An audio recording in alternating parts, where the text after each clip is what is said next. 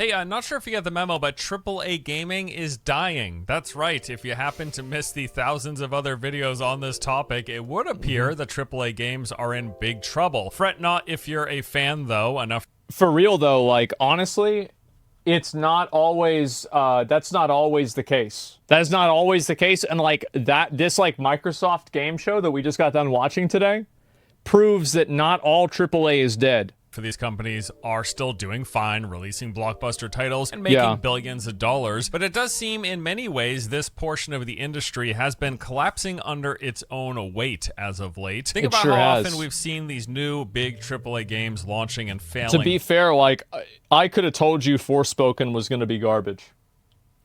Like, I don't know who the executives in the room were that thought this was a good idea, but they're dumb.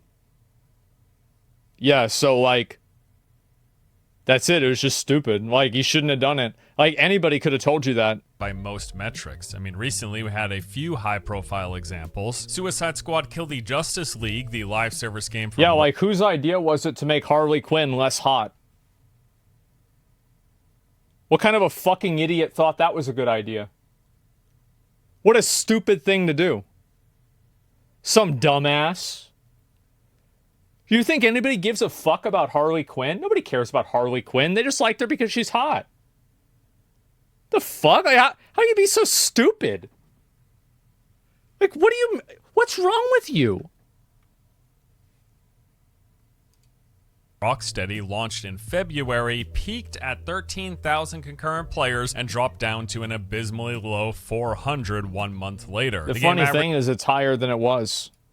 Review scores of around 60% from critics, and according to its own publisher, sales fell far below expectations, resulting in a poor financial quarter. The net result of them developing this game, it cost Warner Bros. Nearly $200 million in losses. So far, keep in mind it's a live service game. Bones, the standalone spin-off of the much-beloved ship combat from Assassin's Creed Black Flag, spent over 11 years in development. And somehow it's worse than Black Flag. That's impressive. Cost Ubisoft over $200 million to make, and immediately post-release found itself in shambles and washed ashore. Review scores averaged around 61, the game accrued less than 1 million total players across all platforms, and apparently it is not expected to recoup its development costs. Not a great showing for the world's first quadruple A game. Both of these examples, I think, highlight some of the bigger issues for AAA games in general. Massive budgets, long development times, and no room for failure. Many of these games take on average 5 to 7 years to make, with development time for some of these titles exceeding a decade. And this time... You know what that game, Immortals of Avenum, you know what that game reminded me of? It reminded me of, like, whenever you're a little kid, it's like... No, that's a bad way to say it. It's like eating candy. And, like, the colors are so vibrant and they're everywhere. It's like... playing that game looked like eating candy until you're sick.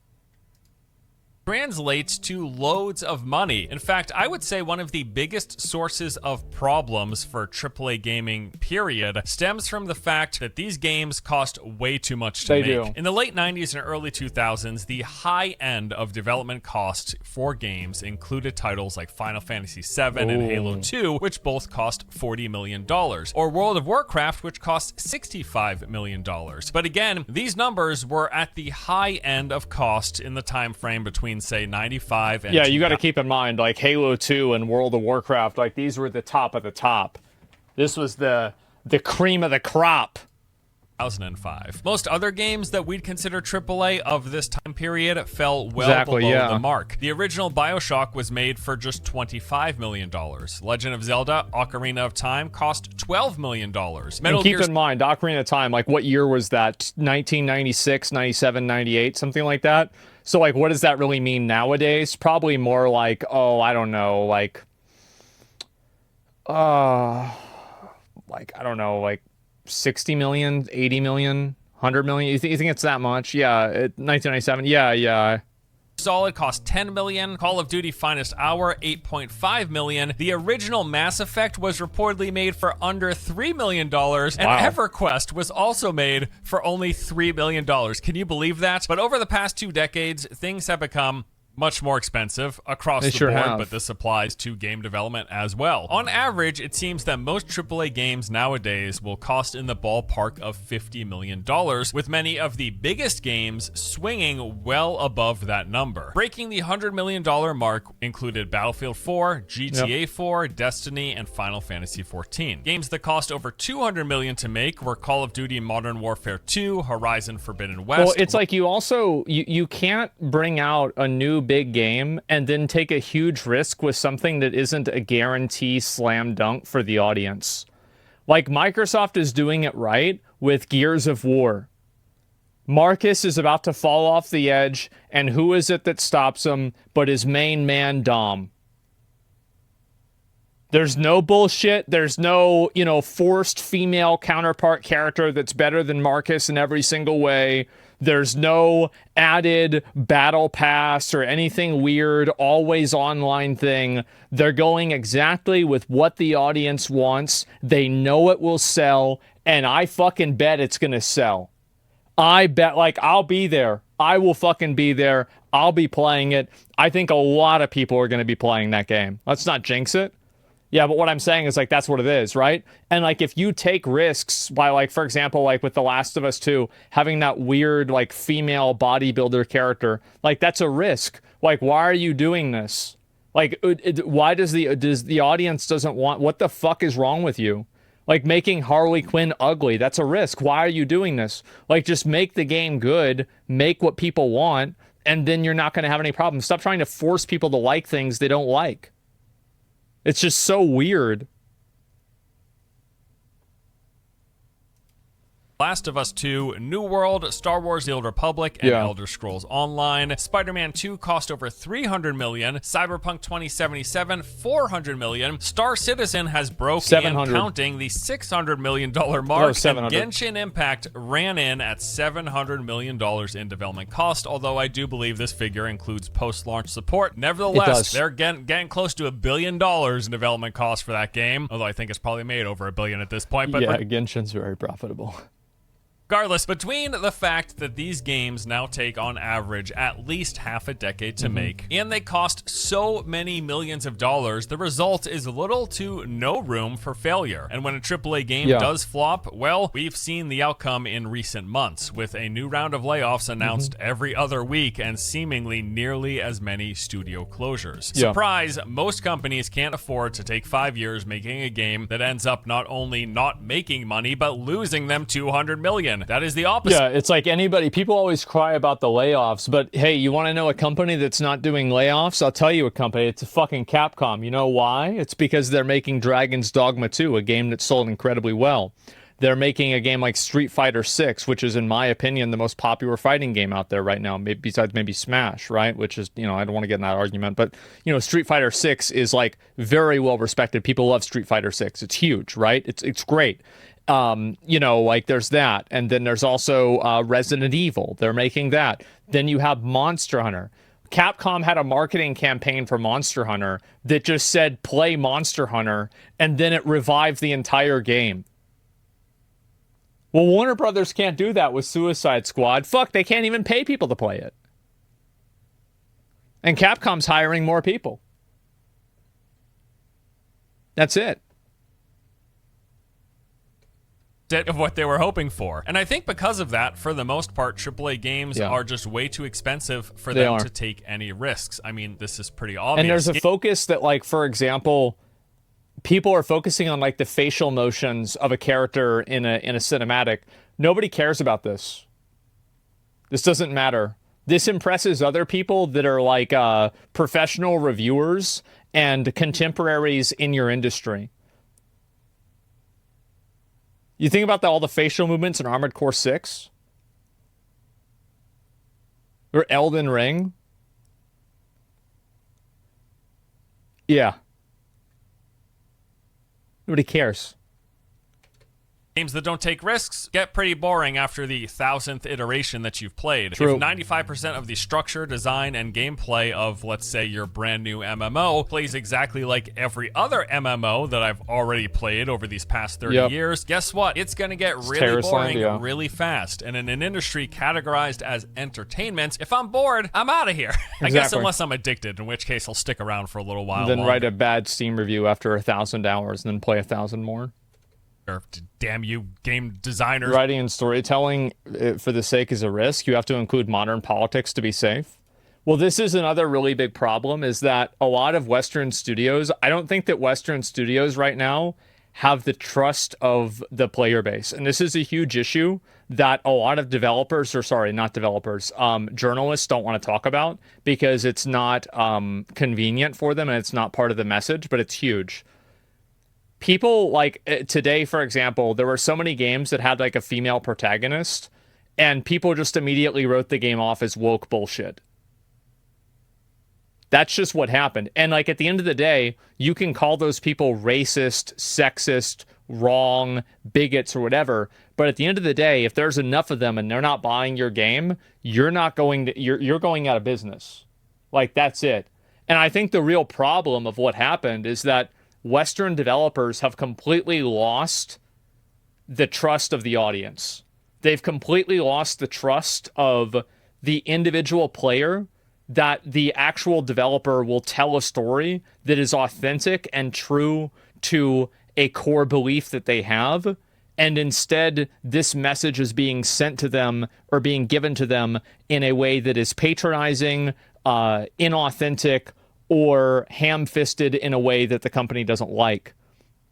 So basically, Western developers, like Eastern developers, do the exact same thing in a lot of cases, right? Like Final Fantasy 16 literally didn't sell in places in the Middle East because they required them to take out the gay relationship in the game, which plays a core role to the game. And, you know, I think Dion is probably one of the most well-liked characters inside of Final Fantasy 16. So they didn't take that out, and so it's not being sold there. And which is fine, right? That is what it is. But nobody criticized them and said it was woke or DEI or anything like that. And the reason why is because the trust is there that Square Enix and Creative Business Unit 3, most creative name ever, are telling a story that is a story that they want to tell and that is authentic. So it's not even, the problem is not even representation or any sort of LGBT or women or anything like that. The problem is with trust and authenticity. And right now, Western developers as a collective do not have the trust of a huge amount of gamers. And whether you want to pretend like these people don't exist or not, it doesn't really matter. Because at the end of the day, if you bring out a game like that and it doesn't sell, you're going to be out on your ass with a box trying to make a Twitter post to get a bunch of likes to make people feel sorry for you because you just got laid off. It doesn't really matter what your opinion on it is. It doesn't matter how you feel about the topic. The customer's always right. And if there's enough customers, you're going to be wrong. How do they get that trust back? I think there's like... Number one, stop making posts about Pride Week whenever you have a esports cup in Saudi Arabia. Number one. Or Pride Month. Yeah, that's number one right there. For me, that's what it is. It's a joke.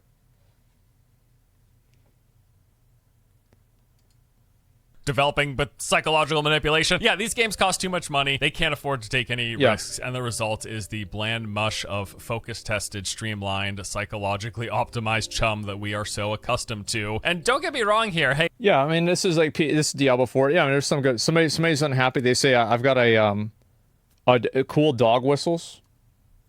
What was the dog whistle? What was it? What did I say? Promise he has nothing to back it up, just little quotes to get your attention. Again, rats thrive on innuendo and inconsistency. My guy, good luck with all that. I left because you're a douche. Good. By the way, guys, the reason why he left is because he has no argument and he knows he's going to be made to look stupid. He will look like a fucking idiot. Because anything he says will be immediately disproven by, like, multiple examples. But he can't, and this is, again, rats thrive in the shadows. They thrive on implications, innuendo, and generalities. And whenever you pin them down, you get them in the rat trap, they start squealing. He's probably 14. Good. He's going to learn. It's a valuable lesson. I'm doing him a favor.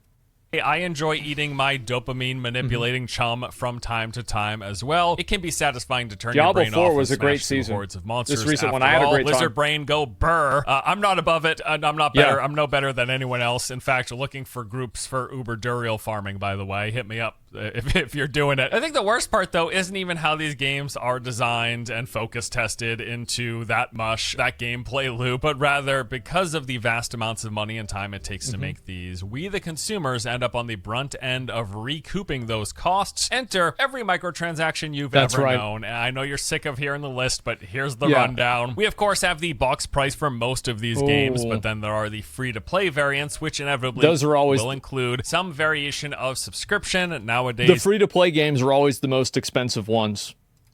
These are pretty much done in the form of battle passes. And then you've got the cash shops with the microtransactions. The cosmetics, that's the easy one. Everyone's happy to hand wave those at this point. Gone are the days of earning your cosmetics through playing the game. You pay imagine for them that. now. And then the convenience features, right? Where we spend extra money to bypass the inconveniences that were put into the game by the developers. Intentionally to make the game worse, so you have to pay to take them off. Want to spend that money. And then the most egregious variation is the paying for power, where you spend money to speed up your progression. This is also known as pay to skip. Skip stands for skipping playing the game. That's what it's for. And then to go along with these cash shops, with these sold convenience features and these powers that you're paying for, you will have these games designed aimed to pushing you towards the shop, such as having worse quality of life so that you want to buy the convenience features to bypass it, or having inflated grinds to push you towards purchasing that power and those skips. And now, man, we are AAA gaming. As I said in another recent video of mine, any game that sells convenience and or power of some sort, they are literally making the game worse on purpose so that you are given motivation to buy what they are selling. That's a fact. Ooh, that's a fact.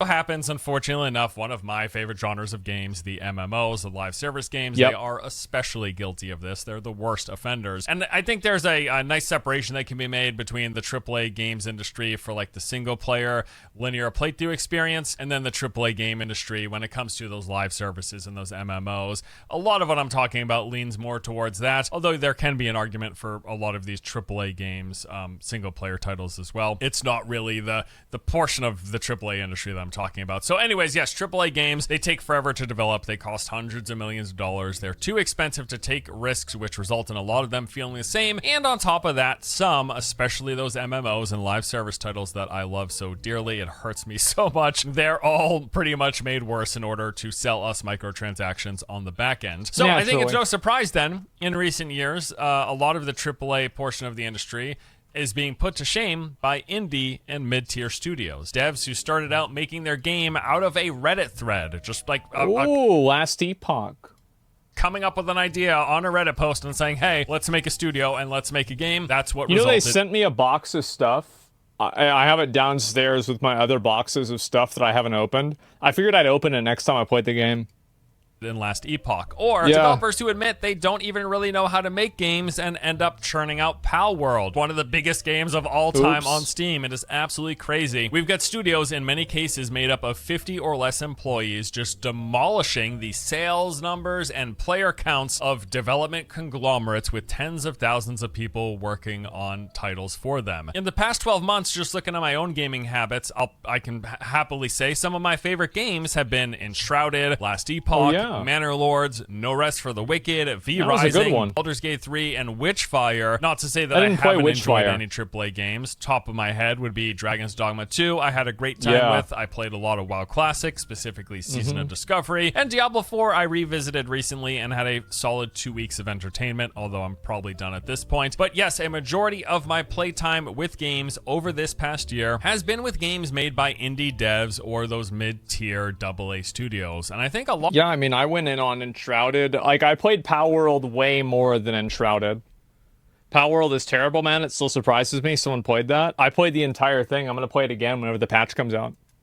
Large part of the reason for this is because these games are made by smaller, more cohesive teams. I didn't do that, boss. When you've got development studios like, say, Ubisoft, for example, who in a lot of cases will have many thousands of people working on like single Assassin's Creed games, a lot gets lost in the sauce there. Too many cooks in the kitchen, as they say, and you don't have that kind of streamlined focus and vision that you tend to get with these games made by smaller studios. Also, because with these indie studios and these mid-tier studios, you don't have budgets that are as blown out, which makes them a lot more likely to be willing to take risks and try new things. In fact, I would even argue that indie and mid-tier studios, they have to take risks, because in order to stand out as a small studio amongst the sea of many thousands and thousands of indie devs, you have to make something that feels novel and unique, and to do that, you have to try new things, you have to take risks. I think there's probably a lot of truth in that like indie games, well, it's like not only do they have to, but they're the only ones that are able to. So it's like, yeah, you can always have an indie game that's really good at doing something that exists already. But he's right that like a lot of these indie games, the ones that really pop off are the ones that, you know, this is the circle of like what video games are. And they make that circle just a little bit bigger, you know, just slightly bigger. What a lot of AAA studios just aren't willing to do. Get that argument that, hey, a lot of Assassin's Creed games all feel the same. A lot of the Far Cry titles feel very similar. Ubisoft isn't the only one guilty of this, but Call of Duty, I guess that's another great example. You get these big AAA studios that seem to churn out, again, those risk-averse products, whereas the indie studios have to take risks in order for anyone to even pay attention to them. And as a result, we get more novel and interesting concepts in some circumstances. And I think the cherry on top is the fact that for the most part, indie games aren't full of all of that cost recouping BS, those microtransactions, those cash shops full of convenience and power for sale, you know what I mean? They are just games that are sold to you many times at a base cost, and that is it. You just play it for fun. That's the end of the transaction. And again, this is mostly applicable to the MMO and specifically the live service portion of the AAA industry, but even some of it bleeds into the single player games. You're seeing single player games with cash shops and season passes as well. This is what's happening, and they have to have the cash shop and the season pass because otherwise the game won't be profitable. Because gamers don't want to spend more than like $60. Even $70 is too much for a lot of gamers. So like, you know, prices are going up like this. The price of the game is staying the same. So like, how do you meet those rising costs? Well, you do that with microtransactions. That's how it happens. And it's just going to become more and more common. Escaped that portion either. And I do want to make it clear here, this isn't a I hate AAA games video, because I don't. And they have their place in the industry. I play a lot of them, and for the most part, this is what appeals to the wider market. Although I will say it has been great to see games from smaller studios reach the masses with titles like Baldur's Gate 3 from Larian, with Power World, and even the Helldivers franchise. Really, really cool to see these smaller studios, these indie devs, strike out and get such mass appeal and get just such high player numbers and sales. Really love to see it. And yes, I myself do enjoy AAA titles. I play plenty of them, and I'm sure I will in the future as well. But there are definitely aspects of the AAA games that I'm just tired of, right? I'm just sick and tired of, and it's been so great. I've been so happy to have these indies and these mid-tier studios stepping up and putting up just like absolute bangers, just fantastic, well, it's going to be becoming more common. Games. It will become more and more common too, because like obviously something like Unreal 5 and the advances in AI are going to give people even more tools to create at a scope that they previously weren't able to. A game like Power World made as an indie studio 10 years ago is like unfathomable. Same as like Enshrouded even.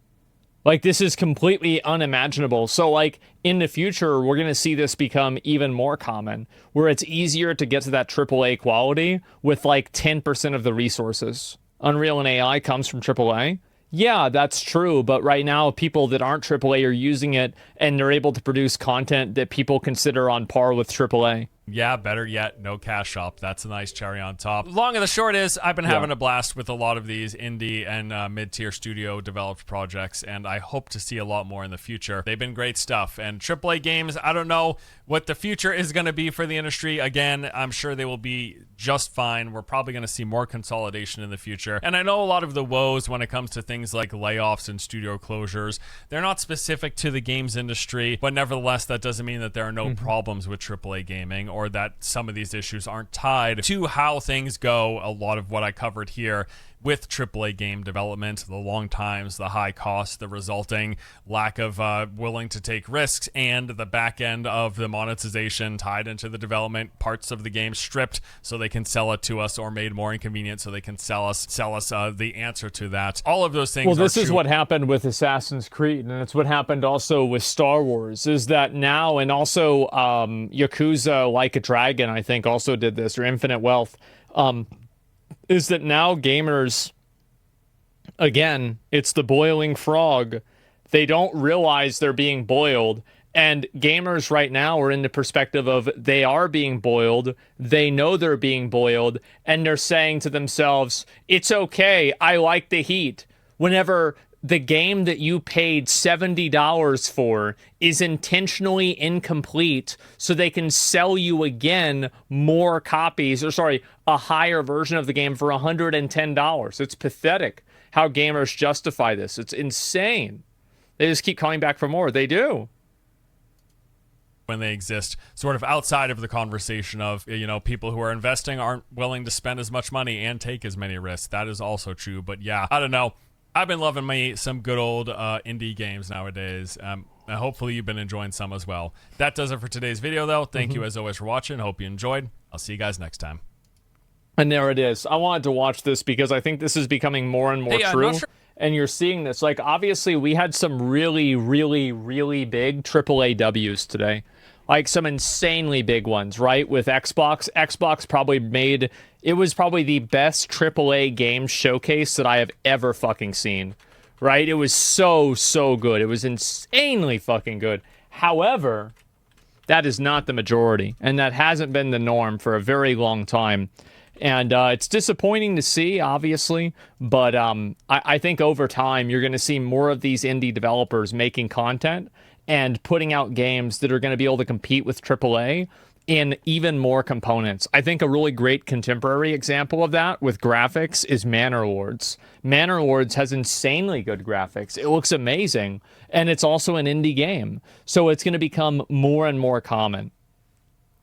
Dragon Age was hot trash. Yeah, I'm not saying that like every game was good, but I do think it's probably I do think that the Xbox game show this year is the best one that I remember. Like, I don't remember a game show that was better than the Xbox one this year. Why does interest go up? Food goes up, pussy goes up, but you're surprised the game costs $90 now?